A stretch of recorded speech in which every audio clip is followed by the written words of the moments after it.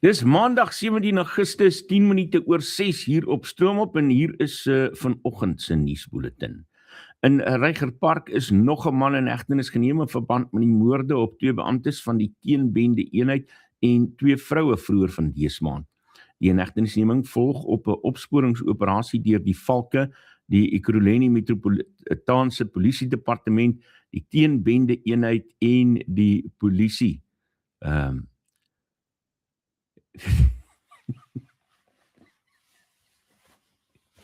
Ek is jammer, ek weet dis veronderstel om nuus te wees, maar mense, hierdie vertaling van Flying Squad,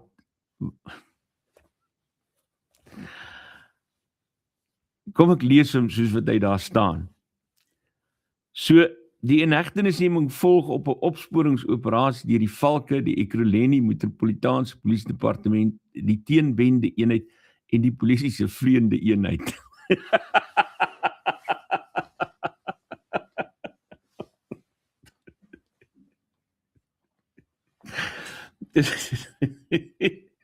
En dan kan ek om die dood nie dadelik dink, vaan moet Flying Squad, ek dink is blitspatrooi. Kom ons gaan aan. Die nasionale polisie woordvoerder, Brigadier Atlenda Mati, sê, die arrestasie wys wat moontlik is wanneer gemeenskappe en wetstoepassers saamwerk. Die verdagte is die tweede persoon wat in die saak vasgetrek is. Reagan Collis het reeds in die Boksburg Landershof op 4 aanklagte van moord verskyn. Sy saak is tot 25 Augustus uitgestel. In Johannesburg is 3 mense in 'n woonstel in New Clare doodgeskiet. Nog 2 mense is gewond.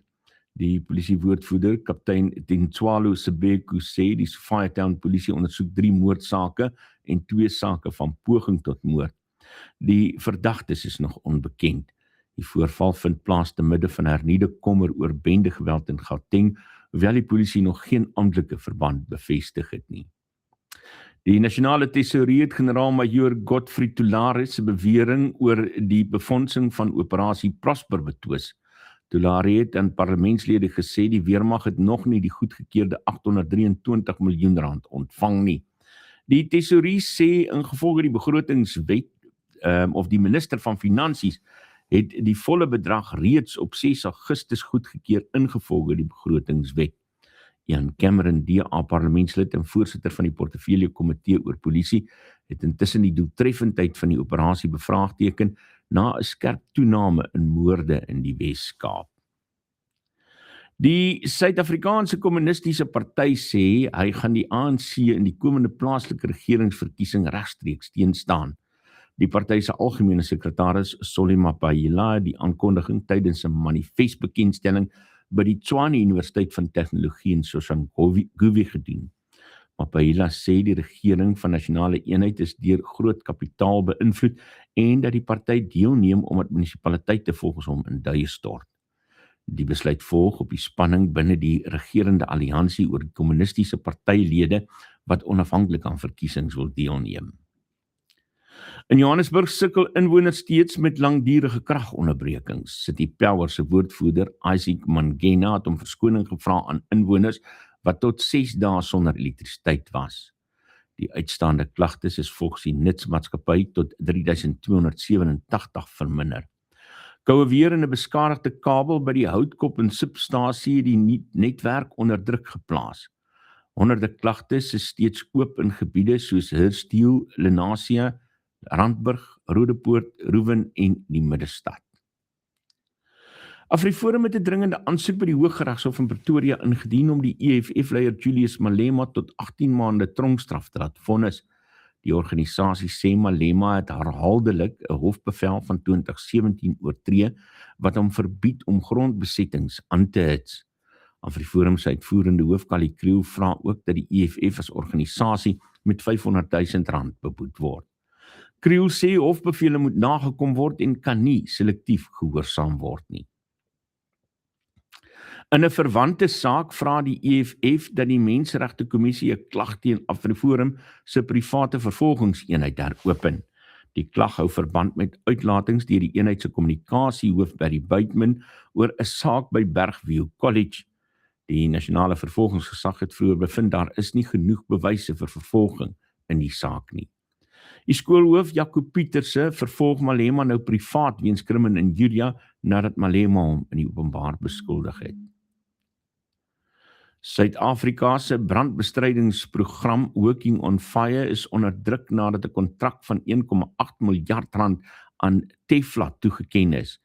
Die maatskappy staan onder voorsitterskap van die voormalige Eskom hoof Jacob Maroga. Volgens berigte het Tefla nie ervaring in die bestryding van veldbrande nie en beskik dit nog nie oor die nodige toerusting of vliegtuie nie.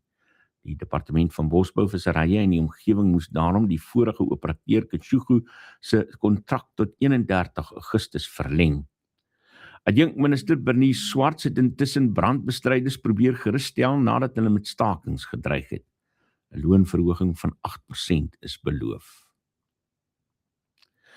Die DA het 'n regsoorwinning oor verkiesingsuitsendings behaal. Die Gautengse Hooggeregshof het bepalings van die onafhanklike kommunikasie-owerheid van Suid-Afrika se regulasies ongrondwetlik verklaar. Die DA se federale voorsitter Ashor Saropin sê die uitspraak beteken uitsaaidienste kan politieke advertensies nie meer onbepaald vertraag nie. Geskille oor sulke advertensies moet nou binne 60 uur beslis word. Die hof het die owerheid en sy voorsitter ook gelas om die gedingkoste te betaal. In Noordwes is daar kommer oor vakante onderwysposte. Action SA het skriftelike vrae aan die nuwe LER vir onderwys Dr. Desbo Mohono voorgelê oor 2346 vakante poste in die provinsie. Volgens 'n parlementêre antwoord van die minister van basiese onderwys was die poste teen 30 Junie steeds vakant. Action SA vra 'n dringende tydgebonde plan om die poste permanent te vul sodat leerders nie in die 2026 eindeksamen benadeel word nie. Afgetredenes met verskeie lewensanniteite kan strenger belastingreëls in die gesig staar ingevolge die voorgestelde 2026 konsepwysigingswetsontwerp op belastingwette. John Paul Fraser en Andre Daniels van Tax Consulting South Africa waarsku dat die drempel vir die uitkering van klein anniteite voortaan op die totale waarde van alle anniteite by dieselfde versekeraar bereken sal word. Dit beteken afgetredenes sal nie meer verskeie klein anniteite afsonderlik as kontant enkelbedrag kan eis as die totale bedrag die limiet oorskry nie. En nog belastingnuus stel die voorgestelde 2026 konsepwysigingswetsontwerp op belastingadministrasie voor dat die Suid-Afrikaanse Inkomstediens rente op historiese belastingskuld saam met die goedkeuring van 'n vrywillige blootleggingsaansoek kan kwytskel. Die voorstel volg op 'n uitspraak van die konstitusionele hof in die Medtronic saak. Dit sal vanaf 1 Maart 2026 geld vir belastingbetalers met historiese skuld, veral met buitelandse bates of komplekse truststrukture met die voorbehou dat dit goedgekeur word. Op die internasionale front het die Amerikaanse president Donald Trump die Pentagon opdrag gegee om beplande gesamentlike militêre oefeninge met Suid-Korea in te kort.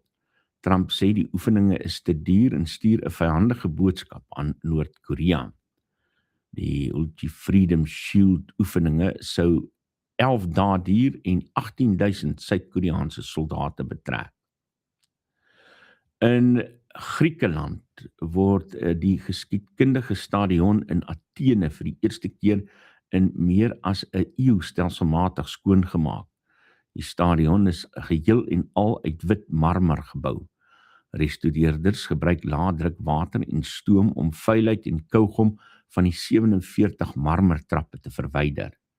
Die werk word gedoen voor die jeug-Olimpiese fakkelseremonie op 10 September. Die seremonie hou verband met die komende spele in Senegal. In Miami sal kiesers besluit oor die toekoms van die geskiedkundige Miami Marine Stadium op Virginia Key. Die stadion lê sedert orkaan Andrew in 1992 verlate. Dit het 6,500 sitplekke en is in 1963 geopen, verskoning. Die stadsowerheid wil met 'n private maatskappy saamwerk om die terrein sonder belastingbetaalersgeld te restoreer. In die oorlog in Europa is minstens 7 mense in Rusland dood in 'n groot Oekraïense hommeltuig aanval. Volgens berigte is 822 hommeltuie gebruik. Die aanval het onder meer 'n groot pakhuis in Koledino, sowat 25 kilometer van die sentrum van Moskou getref. Russiese teenaanvalle in Koledino het ook 7 mense, of in Oekraïne, het ook 7 mense gedood en meer as 39 beseer. In Kiev is 'n boekemark in die Pochina distrik beskadig. 4 Renaissance skilderye van buitengewone waarde is uit die streek interdissiplinêre museum van Messina in Sicilië gesteel. Die Italiaanse minister van kultuur Alessandro Gelli en die museumdirekteur Marisa Mercurio het bevestig dat die werke direk uit 'n beveiligde vertoonkas verwyder is. Die skilderye word aan die 15de eeuse meester Antonello da Messina toegeskryf. Die burgemeester van Messina, Federico Basil, het die diefstal skerp veroordeel. En hier is 'n mooi stukkie Suid-Afrikaanse nuus. 'n ermietkrab of 'n kluisenaarskrab met die naam Shelvis Presley is na die Oos-Kaapse kus terugbesorg nadat hy per ongeluk in 'n skulp van Keats Beach na Johannesburg vervoer is. Die Dierebeskermingsvereniging van Randburg het die reddingspoging gekoördineer met die hulp van Airlink en die radiostasie Hot 102.7 FM. Die organisasie sê die voorval wys dat elke dierelewe saak maak, ongeag hoe klein dit is. En dan ten slotte, wat maak jy as jy iemand wil soen wat jou nie wil soen nie? Die antwoord vir die meeste van ons is nie so maklik nie. Maar as jy 'n aktrise is met baie geld, dan maak jy 'n fliek, skryf 'n fliek, waarin die hoofakteur die objek van jou begeerte is. Hy kry die rol. En jy skryf 60 soentonele in hierdie fliek in. 'n Chinese akteur het op sosiale media gekla oor sy ervaring op 'n filmstel nadat 'n belegger glo die draaiboek verander en haarself in die hoofrol geplaas het. Volgens die akteur is die produksie se inhoud later deur 'n stroomplatform afgekeur. Die platform het die reeks nie uitgesaai nie. Maar as daar 'n plan is, dan moet jy hom maak. As jy wil soen, dan moet jy soen. Dit was Nuuspot se nuusbulletin vanoggend hier op Stroom.